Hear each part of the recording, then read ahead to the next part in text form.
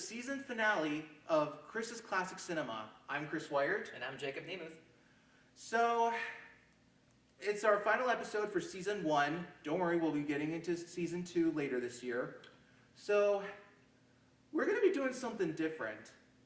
Well, since it's around springtime, we decided to do movies based around a guy that basically was a huge influence for, like, the puppeteering community. And a lot of kids' childhoods, too. I am talking about the one and only Jim Henson. If it wasn't for him, we wouldn't have some of the most iconic puppets in history. I'm talking about the Muppets, Sesame Street, Fraggle Rock. I could go on. Now, he also did some movies as well. He produced some, he directed some. And when it comes to these movies, now when it comes to Jim Henson in general, in my opinion, he did something to puppets that no other puppeteer has ever done.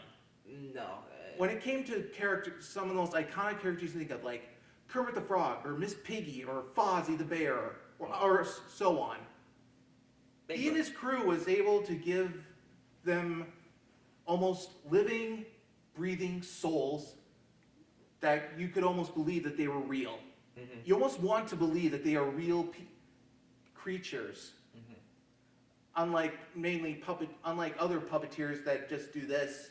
He went above and beyond to make them almost seem real. Oh yeah. PBS did an excerpt quite a while ago, back in the early 2000s, where they did a behind the scenes of how intricate these puppeteers were. And you could see the literal scaffolding built inside of them, and the mechanical parts. It's kind of freaky. If you don't want your childhood getting ruined, I wouldn't recommend it. But if you want to know more about puppeteering itself, I'd recommend that. And not just that, but animatronics as well. Oh yeah. He was able to make robotics seem so real. Mm-hmm. An example I can think of was the popular 1990s TV series Dinosaurs. Mm. They were all done by his Creature Shop, and even 30 years later, they still look incredible. Oh yeah, and the Creature Shop today, the Jim Henson Creature Shop, is still going really well and strong. In fact, their most recent big project was the Five Nights at Freddy's movie that they just did. They did all the animatronics for that.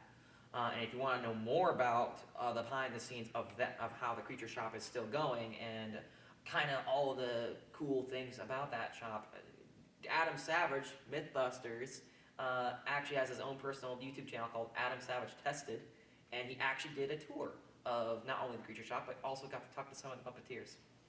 And some of the puppeteers a lot of them are gone, but some of them are still around. I mean, sadly, Jim Henson died back in 1990. That was a huge loss for the company, let alone for a lot of kids at that time. And the entire film industry. Yeah, the whole industry felt it. Yeah, and nowadays, there's only a few remaining, like Frank Oz. Mm-hmm. But then there's others that have died too, like Carol Spinney, who did Big Bird and Oscar and Sesame Street. Mm-hmm. He was one of the last remaining original cast members of that show. Right. With that in mind, let's go to the movies. We're going to start off with 1979 with the big screen premiere of The Muppets. Before they had The Muppet Show, but now, The Muppet Movie. Kermit the Frog decides to leave his swampy home to search for a career in Hollywood. Along the way, he meets some new friends. He falls in love. He gets caught up with this guy who just wants him more than anything to be the spokesperson for his Frog's Legs restaurant. He does have nice legs. There's singing and dancing. There's cameos all over the place. This movie was a big hit when it first came out. I mean, it's our childhood, isn't it? I name a single person born between 1970 and the year 2000. That's a 30-year span that didn't have a VHS copy of this movie at their home. I honestly didn't. Oh, you didn't? You were one of those freaks that used the newfangled DVDs? I'll be honest, I didn't really get into the Muppets when I was a kid. I mean, I remember having the videotape of Muppet Treasure Island, but somehow I just didn't really get into them until I was older. That's one of the worst ones in my opinion. But I digress. You know, like that. It's one of the most. It's in my opinion, it's one of the best Muppet movies. Period. You know, because it really encapsulates all the characters so incredibly well, and their own element too.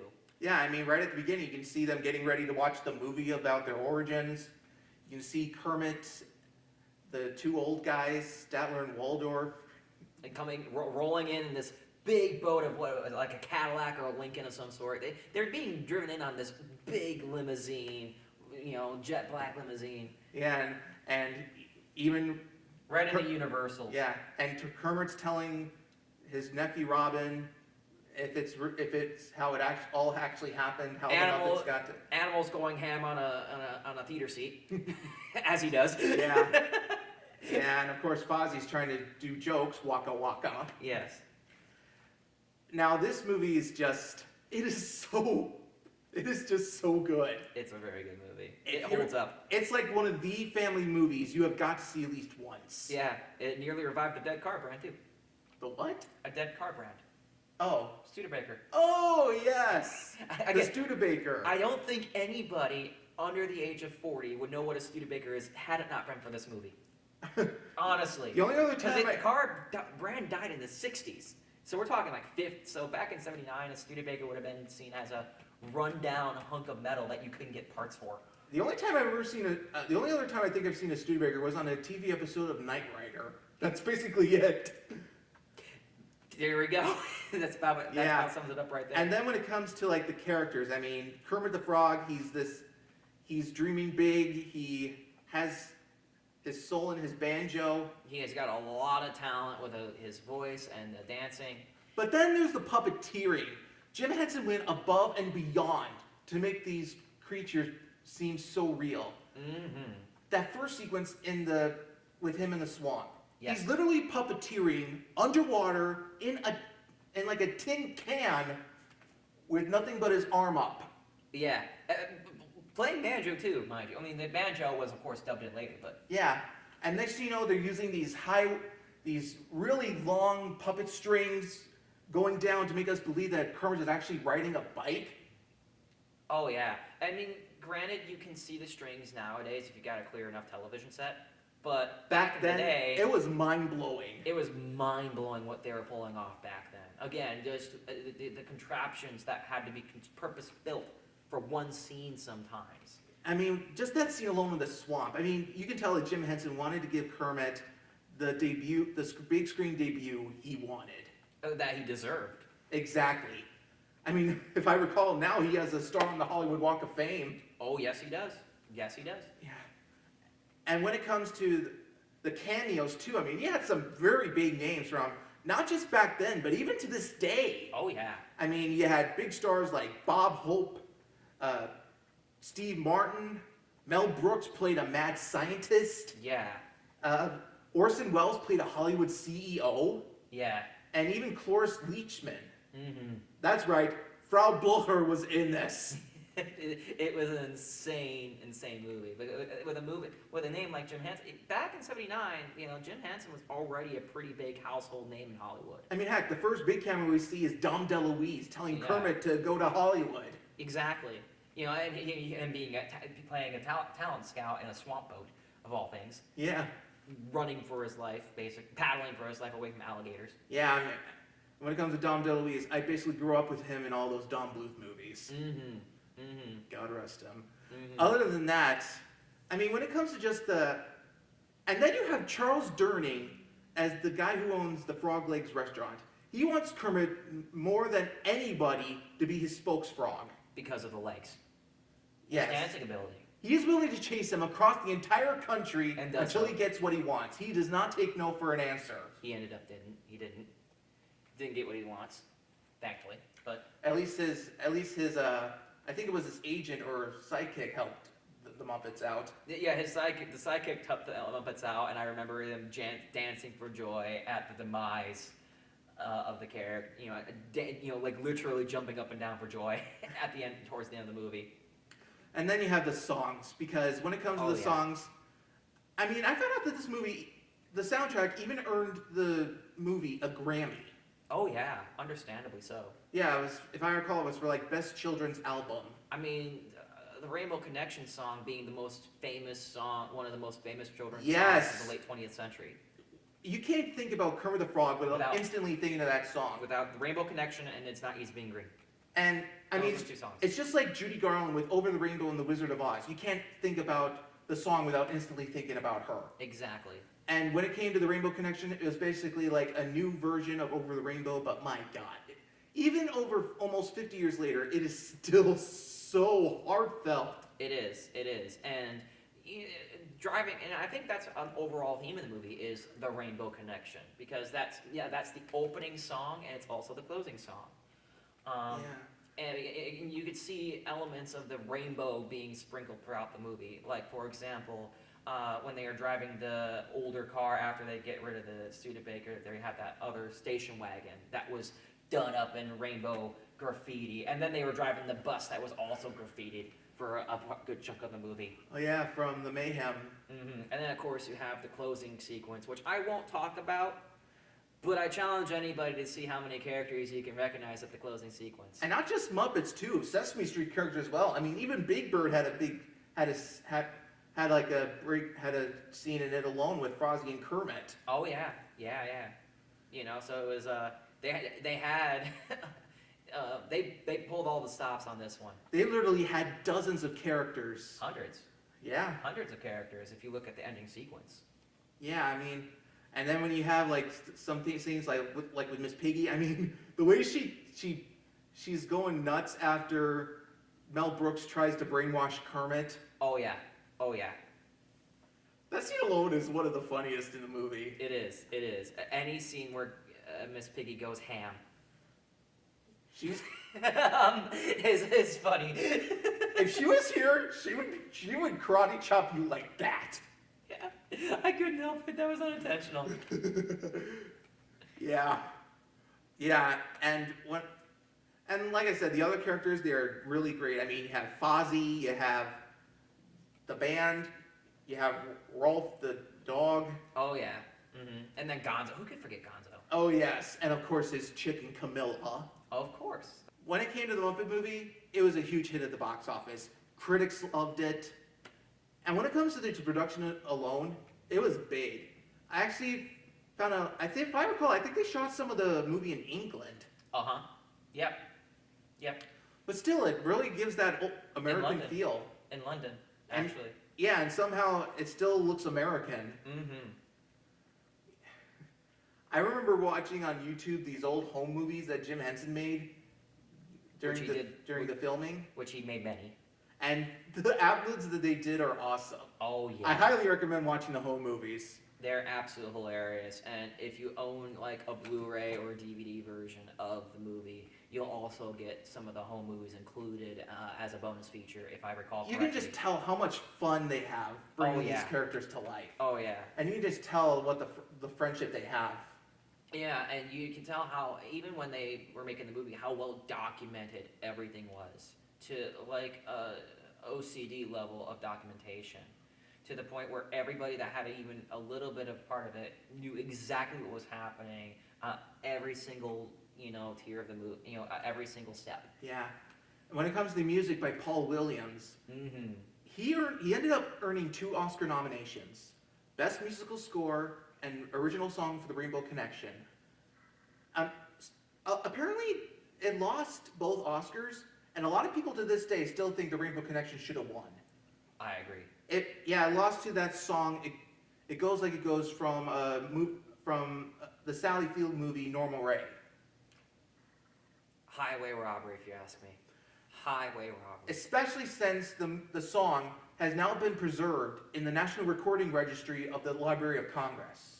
See? And it was named by the American Film Institute as one of the top 100 greatest movies of all time. It's like within the top 75.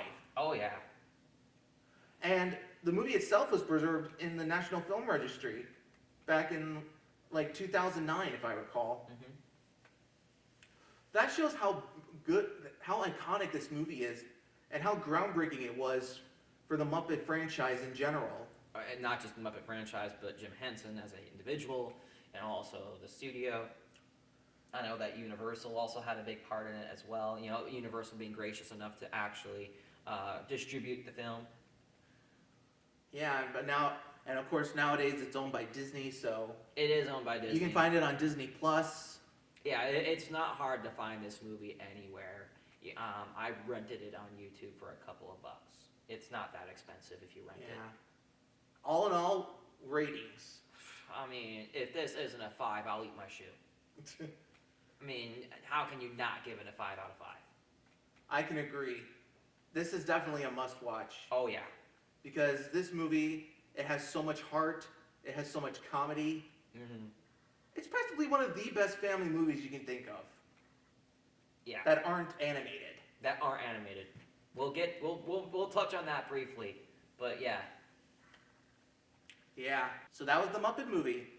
Now we're going to head to 1982 with a completely drastic change.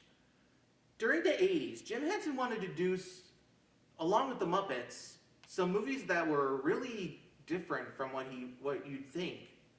I'm talking about dark fantasy movies. Because when it came, and the 80s was a big decade for those kind of movies for kids. Oh yeah. I mean, think about it. There was movies like Dragon Slayer, The Return to Oz. That was very dark. We did an episode about dark fantasy movies already with The Hobbit. Oh yes. You know. And also there was let me see, even Disney did some, like, I recall them doing a movie of Ray Bradbury's Something Wicked This Way Comes. I would argue that Fantasia is also kind of in that similar sphere as well. That was made in 1940. Really? Oh wow, that holds up really well. Disney then. Fantasia.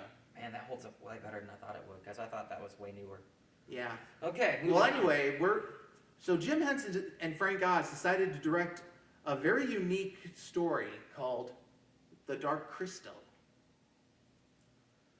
In a faraway world, a group of friends find themselves on a quest to return a shard to a crystal that is being controlled by an evil group of creatures that want to take over the world.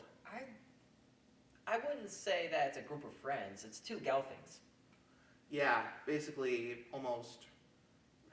They're like hobbits. They're two Gelflings, and they're the last of their kind because and they were both rescued from their village from different circumstances. One by a group of wise men, and the other by a group of podlings, I believe. Yeah, who are and some of them are slaves to the enslaved to the dark beings. The Skeksis. The Skeksis, yes. Now this movie is just, when I saw this, I'm like, wow. Wow. That's what I thought too. The puppetry in this is beyond. It's insanity. There's no other word for it. It's insane. Not a single human character is in this movie. Even it's all puppets. Not a real plant either, by the way. Even the plants were puppets. Yeah, but I mean. But in the detail, the amount of detail, like the Gelflings. So like what were the evil ones? The Skeksis. The Skeksis. In the opening sequence, when they were talking about how the crystal cracked, and they were looking, and they panned to the Skeksis, that you could see them breathing patterns in their necks and face. That kind of detail in 1982 can only be rivaled by modern CGI. And even then, I don't think most modern CGI. Or back then, there was the visual effects company International Light and Magic (ILM). Yeah. From George Lucas. Oh yeah. But this was Jim Henson's Creature Shop, and they went above and beyond to make us believe that these guys were real. With just even the intricacy of them breathing, I'm like, when I saw them breathing, I'm like, they nailed what? How did they do that? How did they do that? How did they? Because you would think the only thing I could think of is a servo, but that's today's technology, not 1980s. Servos didn't exist in the 80s. Yeah, I mean, when it comes to this movie, I mean, the amount of detail they did is out of this world. Literally out of this world. Yeah. I mean, when it comes to the characters too, I mean, they're very relatable. I mean, you have the Gelflings. They're like little elves mixed with hobbits. Yes.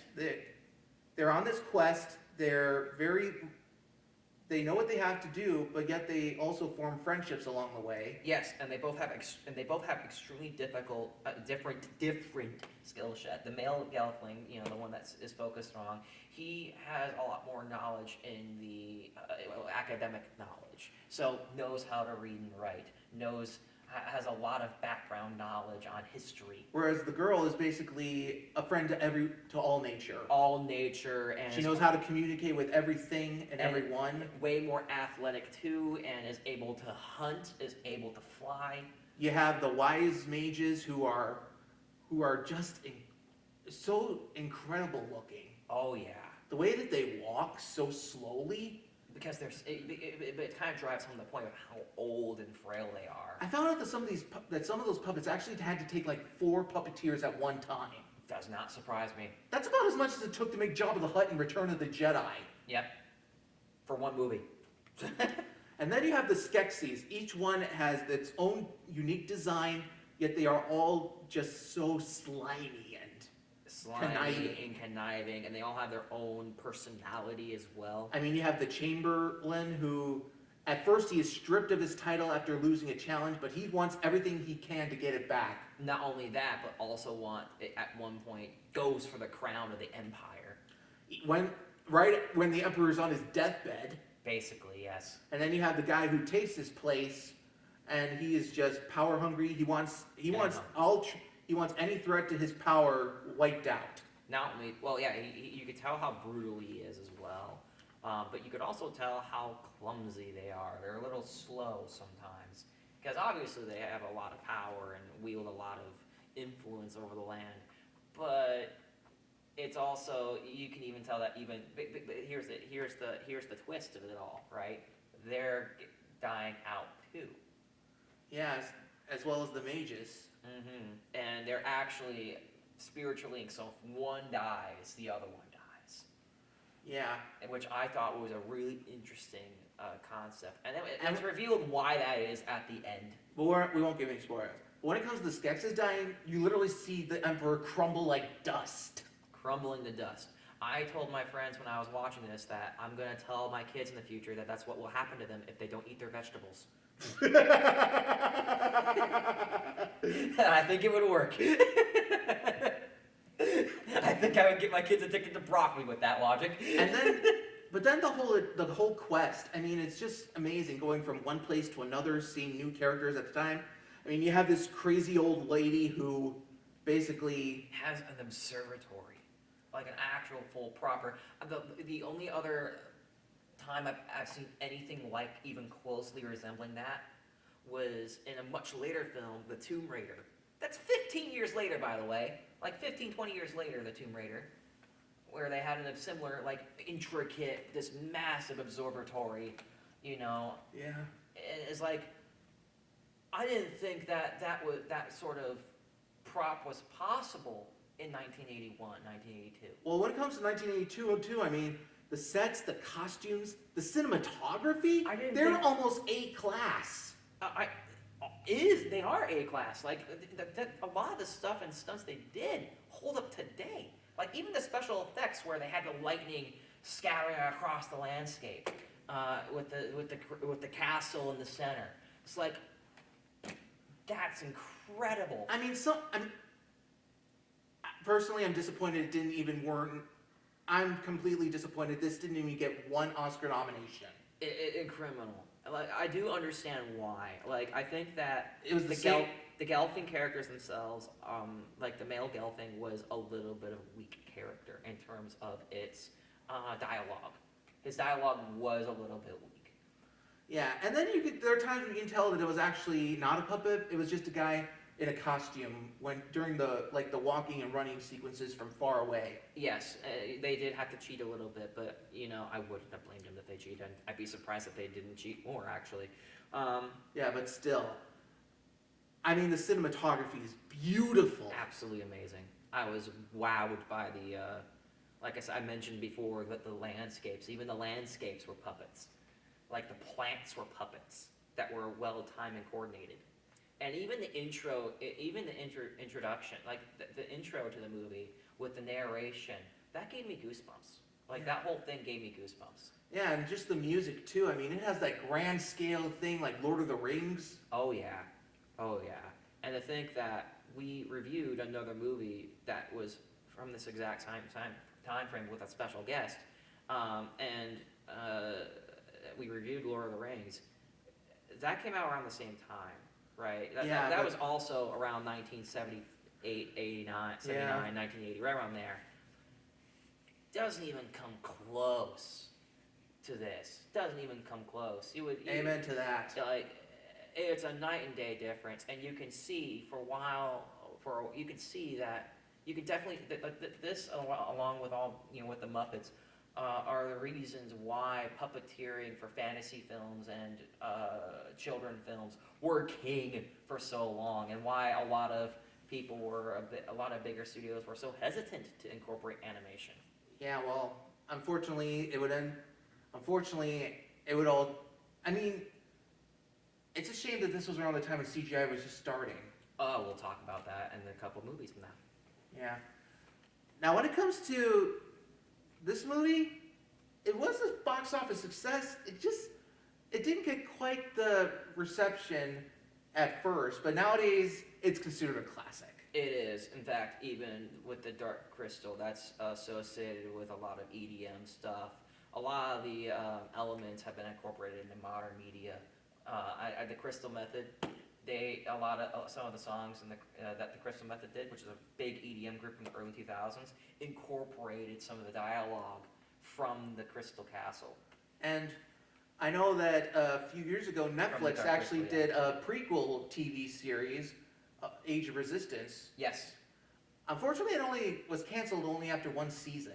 In classic Netflix fashion. And even with that, it even won the Emmy for like outstanding children's program, if I recall. Yeah, I believe there is also a comic book series surrounding the franchise as well, if I'm not mistaken. And that just shows how popular it is even 40 years later. Yeah, it's definitely developed a massive cult following, especially in the fantasy world. And not just that, but for puppeteering as well. Oh yeah. I mean, and this was all, and there wasn't any CGI at all. None. Well, there were some VFX effects. Like I said, the lightning had to be VFX, but I think that was done by hand. Yeah, but still, it's just CGI could not replace any of this. No. I mean, if you want to know what the equivalent of how good CGI was at the time, Tron. Exactly, the same year. Same year. That's the only movie that could maybe hold the camera. Not really. Like, it's good. It's good in its own right, and maybe we'll feature that someday, but... Yeah, well, maybe. So anyway, what would you give this movie? I'm giving it a 4 out of 5. I would give it a 4.5 or a 5 out of 5, but I did feel that some of the dialogue was a bit on the weaker side. I'm giving it 4 out of 5, too. I mean, it is still so good. It's a very good movie. It's one that I will be actively hunting down on. If you're a fan of 80s movies, you gotta see this at least once. Oh yeah, I 100% agree. It's now one of my top 10 favorite 80s movies of all time after this. I've never even seen it. Dark Crystal, never seen it before this. I'm like, okay, I see the hype. I get it. Yeah, well, now, so that was The Dark Crystal. Now we're going ahead a year later, 1983, with another Muppet movie. So in between the Muppet movie and this movie, there was another one. There was like a sequel to the Muppet movie called The Great Muppet Caper. That was an okay hit at the time. But now we're going to the film that takes place after that. We're going to New York City because the Muppets take Manhattan. Mm-hmm. Kermit and his friends are college grads who want to bring their stage show onto Broadway. Unfortunately, when they find out they're being scammed, they go their separate ways. But then, next thing you know, another producer comes along and they want to get the show back together, but there's a lot of obstacles along the way. One of them being Kermit experiencing amnesia. Not only that, but everybody having to come back together as well because, well, quite frankly, everyone went their own ways, so they had to literally reunite the gang. Yeah. And that alone had its own set of challenges. Now, this movie is definitely kind of different from the Muppet movie, that's for sure. Oh, yeah. Because, on the one hand, it's... For one thing, it kind of breaks the script of what the Muppet movie was. The Muppet movie was supposed to be the origin story of how the Muppets came to be. Whereas this, it takes kind of some liberties into its own right, and It's makes kind of its like an own alternate canon. timeline. In a way, yes. In a way, yes. Then again, there have been different alternate timelines too. I mean, think about the Muppet movies that came out back in the early 2010s. Yes. I almost never acknowledge those. And then you had those movies from the 90s. Right. But this movie is still okay in my book. It's pretty decent. I mean, you can't go wrong with New York City. I mean, the Muppets in New York City. There is a little bit of a asterisk you gotta put there. This isn't just New York City. It's red light district area in New York City. The 80s, baby. Back when the entire city was plagued with red light district. Oh. But still. So it's that whole follow your dreams theme, yeah, just like the first one. I just like how the Muppets were blindly going into New York City, thinking that, oh, it's going to be all this glamour. And then the scam artist was like, oh, is this a show about shootings and cop chases? So, yeah. And next thing you know, it's the 80s. And next thing you know, he's getting arrested because he's actually a con man. And just like the first Muppet movie, this had a lot of big cameos too. I mean, oh yeah. I mean, you had Liza Minnelli, Joan Rivers. Let me see who else. James Coco. I'm horrible with names. You're doing better than me. Those are the only big ones I can think of for now. Well, you forgot to mention one big name. You forgot to mention that Oz was also co-producer as well. And he was the director too, and Frank Oz. Frank Oz was also involved with this. In fact, this was an agreement that they had. Frank Oz and Jim Henson had an agreement to do 2 movies in a row in quick succession. It was this one and The Dark Crystal. Yeah, Frank Oz would actually go on to direct other movies too during the 90s. Some of them not even with Muppets. I mean, the ones I can think of he did without them are like House Sitter with Goldie Hawn, In and Out with Kevin Kline. Also a great burger joint. Yeah. In and Out. Yeah. Oh, he also did Little Shop of Horrors in the 80s. Ooh. Criminal that we couldn't do this one, but not a Henson production. Yeah. But still, it's just, you can tell how close those two were working together. They were very, very close, and I believe is he still going? Yeah, I know Frank Oz is still alive. Yeah, and I don't know if Frank Oz is still going in the film industry or not. I'm honestly not sure. But still, it's just... But I would say, out of the 2 Muppet movies we're discussing, this is definitely the weaker of the 2. To be clear, it's still a pretty good one. It's still a classic, but this one definitely has, in terms of like the setting, you could definitely tell it's New York. It's not just New York. Like you could say, oh, it's the glamorous New York City. It's like, no, it's not. It's 80s New York City. 80s New York City is not that glamorous. And then you have it's dirty. It's rude. But then there's also some new characters as well. Oh yeah. Like there's the girl that Kermit is friends with and actually gets Miss Piggy jealous. Oh yeah. Oh yeah. Wasn't that like the nephew or daughter of the guy that owned the diner? I think so. That Kermit worked And then at. you had some new Muppets like Rizzo the Rat. He would end up working with Gonzo in 2.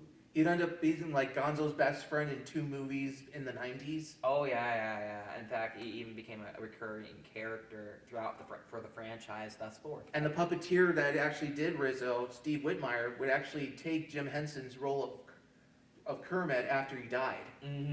Unfortunately, he got fired a few years ago, so Matt Vogel took his place. But I grew up with Steve Whitmire as him and as Kermit. As did I. I still think I don't want to go there. I don't want to say anything that might get us. I will say that out of all the Kermits, Jim Henson's obviously the OG. That's obviously the best one. Amen to that. If we say any other answer. I mean, the way he goes into that restaurant with like that fake Clark Gable mustache. Yes. And then he's putting his picture on that restaurant wall. I found out that restaurant actually still has that picture up there to this day. No kidding. Cut us to a car going to New York City. Yes, we're going to New York City. We're going to find that restaurant. We're gonna be like, but we're gonna have to stop in Chicago for Adam's ribs on the way. Anybody gets that reference, you get bonus points from me. Now, when it came to the music in this movie, it may not as good as the Muppet movie, but the songs are still pretty catchy. Oh, the songs are really, really good. The opening number alone. I mean, Kermit whistling and. Oh wait, which opening number? Because they played the Together Again. I'm talking about like the very opening. Oh, the very, very big opening. Okay. And then you have the big Broadway song at the end. Oh yeah, with the elaborate costumes and the wedding as well. With characters from Sesame Street and Fraggle Rock. It was insane, you know, and you could definitely tell, like even the priest as well had this beautiful opera voice, this classical opera voice. Yeah, and the costumes too for the Muppets. I mean, insane. The way they do the glitter in the finale. And you have to understand, like the costumes had to be purpose built for just a couple of scenes sometimes. But for the Muppets specifically. But still, they're so detailed. The crazy thing is, sometimes the costumes were so intricate, they had to make whole new Muppets. Yeah. So you had to have multiple Kermits, you had to have multiple Miss Piggies. But there's one sequence alone that caused the creation of an entire franchise. I'm talking about the sequence with the Muppet Babies. Oh yes. I forgot about that. Miss Piggy ends up singing a song about how she always loved Kermit, and you see them as babies. It ended up becoming one of the most popular Muppet Babies ended up being one of the most popular TV shows of the 1980s. It ended up winning 4 Emmys in a row for outstanding animated program. That was a bit of a trend in the 80s, though. Characters getting baby-tized, because that wasn't the only franchise experiencing that. Yeah, but this was the one that worked, and it lasted over 100 episodes. I mean, we're not going to talk about a pup named Scooby-Doo? Oh yeah, that's right. Where the exact same or Tom and Jerry kids, or the Flintstone kids. Or how about the Looney Tune babies? That was the 2000s. It was the 2000s, but it's in a similar vein, and it still doesn't. I know that when it came to Muppet Babies, they even had a reboot on Disney Junior just a few years ago that lasted a couple episodes. Oh, wow. Who'd have thunk? Yeah, and that earned a few Emmys as well. But still, the original Muppet Babies, it's still one of the most iconic cartoons of the 80s. And frankly, I wish it was for all the copyright stuff that they had to do with, like all the clips they used in those shows. I'm pretty sure it'd be a hit on DVD. Oh yeah, oh yeah. Overall, what would you give the rating? Well, let's talk about this movie first. Oh, okay, go on. Well, when it came to The Muppets Take Manhattan, it was a hit at the box office, and critics did like it. It even earned a nomination at the Oscars for Best Musical Score. You'll never guess who The Muppets lost to. 83. What Disney movie was going on in 83? It wasn't Disney. It was Prince for Purple Rain. Yeah, you know what? That's a fair thing to lose to. I can't argue that. I cannot argue with that, okay? All right, you get that point. Your point has been earned. God rest Prince.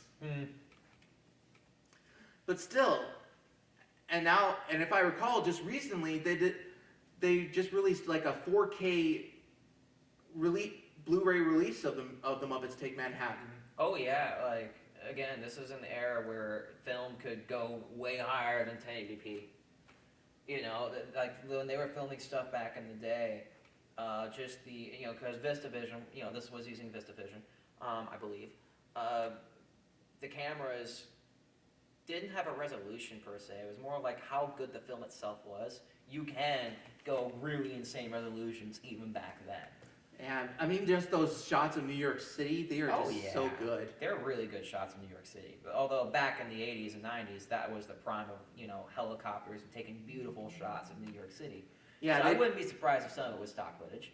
Yeah, I mean, they didn't have drones back then. No, but this was also in the era where you had the iconic city skyline that a lot of us still associate with New York City. With some of them being gone, unfortunately. We're not going there. I know. All in all, what would you give this movie? I'm giving it a 3.5 out of 5. I'm giving it that too. It's not my favorite Muppets movie. It's okay. It's pretty good, but it's definitely showed signs of age. mainly because it's 80s New York, and 80s New York is almost near unrecognizable And today. the fashion, and when it comes to like the fashion back then too, Yeah. I mean, Like, there are still some elements of the movie that hold up, but it just... yeah, there are some elements that are timeless. Yeah, but not as timeless as the original Muppet movie. Yeah, but still, when it comes to this movie, if you're a Muppets fan, I say go for it. Oh, yeah. It's definitely a must. Yeah. So that was the Muppets Take Manhattan. Now for our last film, we're going to 1986 with another dark fantasy movie that Jim Henson worked on. But this time, it features David Bowie. I'm talking about his crazy adventure movie, Labyrinth. Labyrinth. A teenage girl wishes for a goblin to take her half-brother away.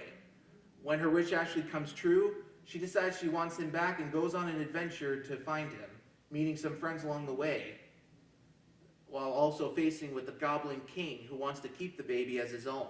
Yes, the Goblin King, of course, being played by David Bowie. Yeah. Now this has got to be one of the most 80s movies I've ever seen. Oh my god. It's almost a detriment now, isn't it?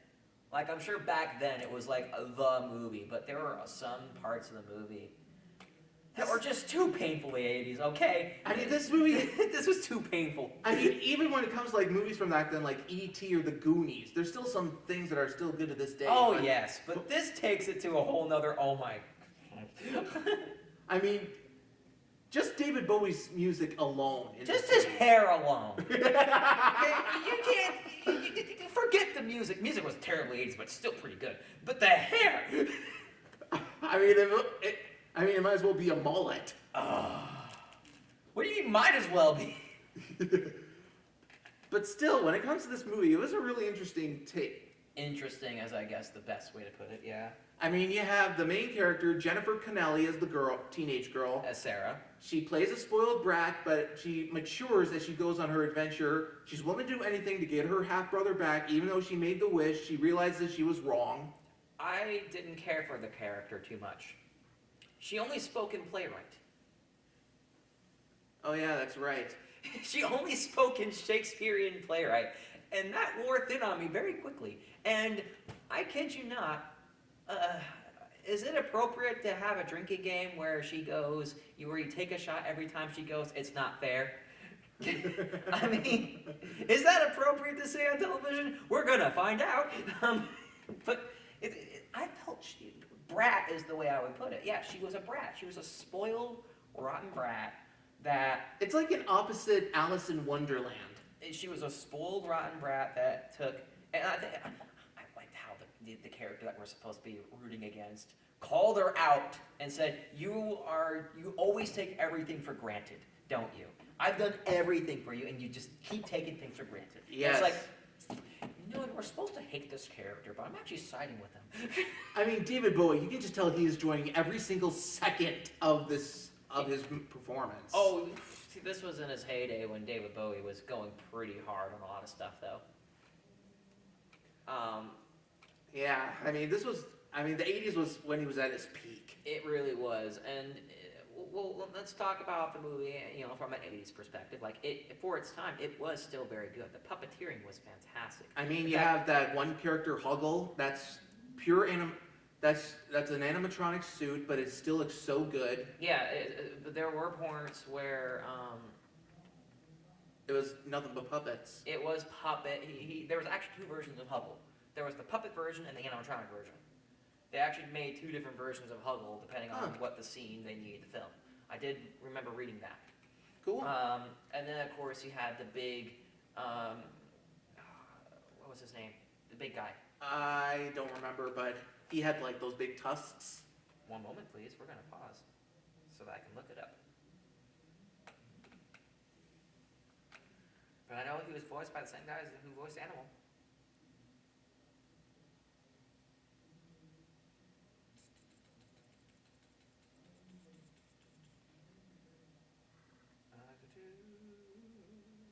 I'm only looking it up because we're going to be bringing him up a little bit here and there. Ludo. Okay. then you have the big guy, Ludo. I mean, he is just... Really lovable character. You almost want to give him a hug. Oh, like you wouldn't? And I like how he was voiced by... And the voice will sound very familiar as well. Because, of course, Ludo, I think, was voiced by the same person who did Animal for the Muppets. So you could definitely tell that this is a very much...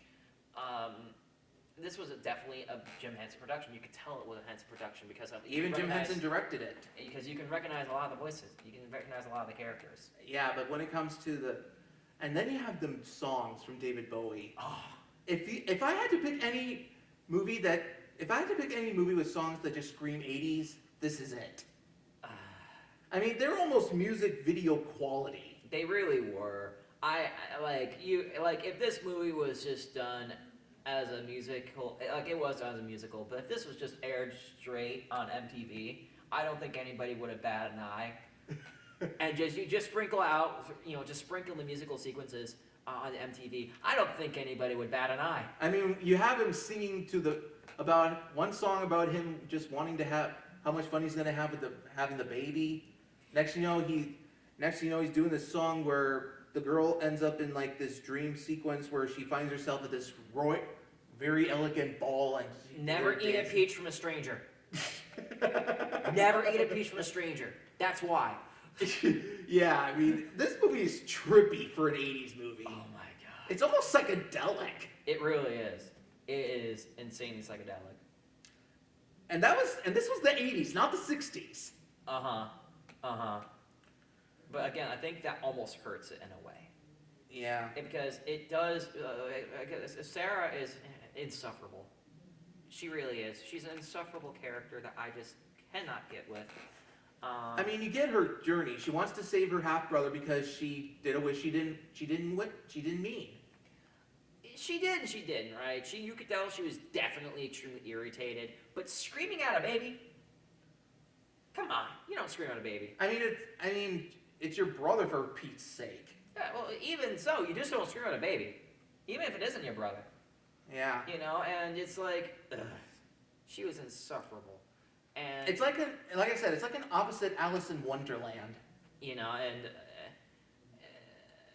And of course the songs are so 80s, it's also painful. Even just the visual effects as well. Okay, now let's talk about that. The opening sequence. The opening sequence was absolutely amazing because they did have some CGI in it. I could tell it had some CGI in it, and that it was incredible. That opening holds up today, even. Yeah. It was an amazing opening. And even at the very first few scenes where she's reciting the playwright, she's reciting the Labyrinth playwright, and she's doing her playwright speak. I thought, just based on the cinematography, that it's literally a movie that takes place. It's just a really, really delightfully 80s movie that's set in a fantasy world, But no, it's just a park that's in a town. Yeah. Next,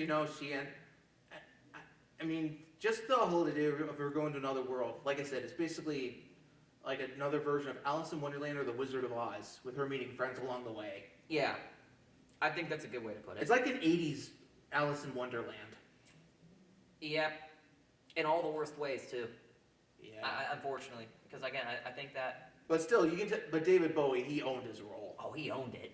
He absolutely owned the role. I mean, even when he's singing, and then, I mean, that scene alone with him doing those scenes with with the goblins and everything. Yeah, and then the whole staircase sequence with the MC Escher stairs. He's just everywhere, and he's like, I can. If you want, you just have to. I don't know how to say it. Don't need to. I don't think so. But here's the thing. Now, there is one thing that we got to keep in mind. David Bowie is a bit of a polarizing singer. Even though he was an absolute rock star at his peak in the 80s, it wasn't everybody's cup of tea, So, with that in mind, this movie isn't going to be for everybody. In fact, I think out of all the movies, this one is probably the worst of the batch. It's still an iconically 80s movie, and if you grew up in the 80s, you've probably already seen this movie. Yeah. You know, Especially when it comes to like, I mean, this was back when PG actually meant parental guidance needed compared to nowadays. oh yes, yes. Like this was a true PG movie, I'd say. Yeah, nowadays the only PG you see are for animated movies that might as well be rated G. Now I'm gonna ask you something. Did you spray a can of Febreze just so that you wouldn't have to think about the infinite pit of stench? 'Cause I know I did. As soon as that scene came out and I saw that and the farting noises, I'm like, all right, gonna get the Febreze. Because, you know, my brain was like, this is supposed to smell smelly. And boy, did it make it look smelly. I'm going to get the Febreze and just try and cleanse my brain of pineapple. Okay, break out the citrus. You know, like, no, but, and then of course the summoning of the rocks was also pretty funny. Yeah, and then when it comes to just the other, I mean... And then there was the Peep Squeak dog too, that was like, yeah. That was all chivalry. Yeah, the fox. Uh-huh. Yeah. I mean, when it comes to this movie in general, it's just, I mean, I don't know, if I recall, I think it was a success at the box office. Barely. Yeah. Yeah, like it took a few weeks to break even. Like it was one of those movies that when it came to the box office, it was more of a slow burn than anything. Yeah. Like initially, like for the opening weekend, it only made half the money back of what the budget was. You know, and so so it wasn't like a smash hit by any stretch of the imagination. It was almost a failure. But like it was more of a wash than anything. But like the Dark Crystal now, it's basically it's a cult film. It's a cult film for those who obsessed with the 80s. And Jim Henson. And Jim Henson.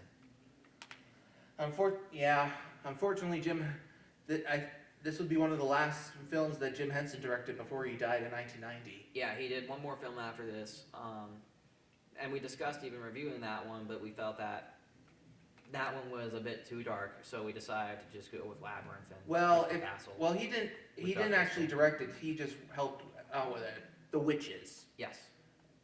One of the last movies he worked on were actually the first two Teenage Mutant Ninja Turtles movies. The live actions. Yeah, with the full creature shop suits and puppets. But yeah, losing Jim Henson was a big blow to the entertainment community. It really was. So, overall, what are you gonna rank this movie? I've had a number in my mind since yesterday. You go first then. I'm giving it a 2. It's 2 80s. Like, I like the 80s. I love synthesizers. The 80s are a fantastic decade of pop culture. But between it being the hair and the music the music was a bit much. The hair was way too much, and Sarah was too pretentious for my liking. I'm giving it a 2. I'm giving it a 3 out of 5. You know, like this was one movie that I'm like, this movie's too 80s. That's a thing. Even I didn't think it was possible to have a movie that was too 80s. I mean, think about it. There are other movies from that decade too that are almost timeless. I mean, E.T., The Goonies. The Crystal Castle, the Dark Crystal. That was another one. I mean, the Dark Crystal, I would say, is timeless as well, and that came out in 81. 82. 82, yeah. Like those. So there are definitely movies from the 80s that hold up really well and are super relatable and are really good. War games, like we can go on. Or and the on. Star Wars movies. Back to the Future, like we can go on and on and on. Labyrinth isn't on that list.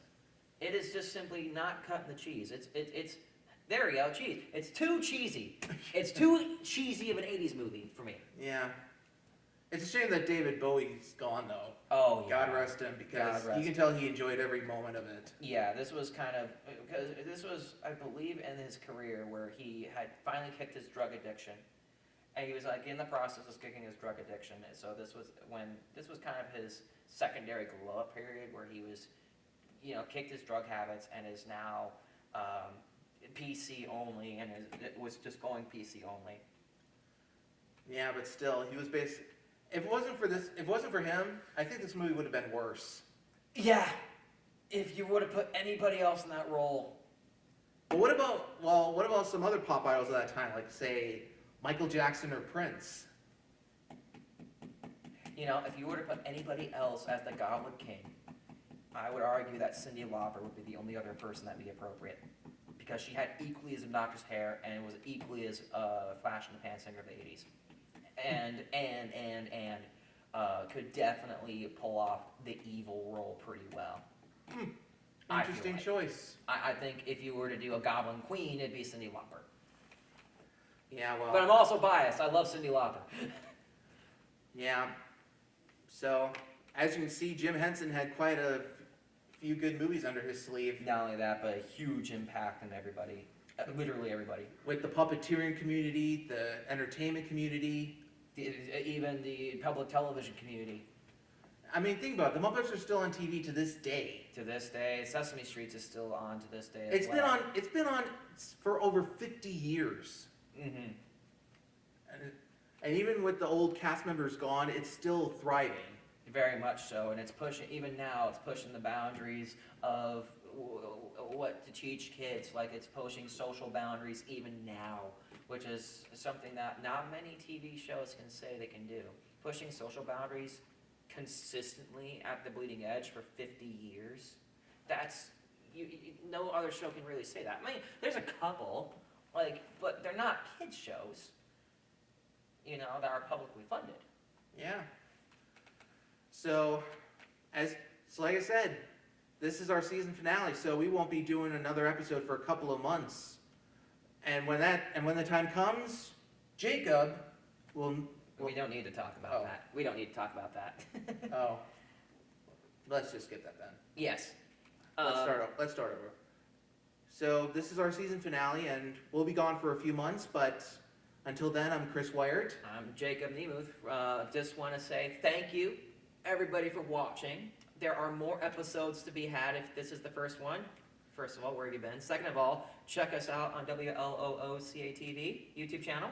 As well as my YouTube channel, Darth Star Killer 1912. Yep, and we'll be putting together a playlist for you so you can binge watch all the episodes in one go.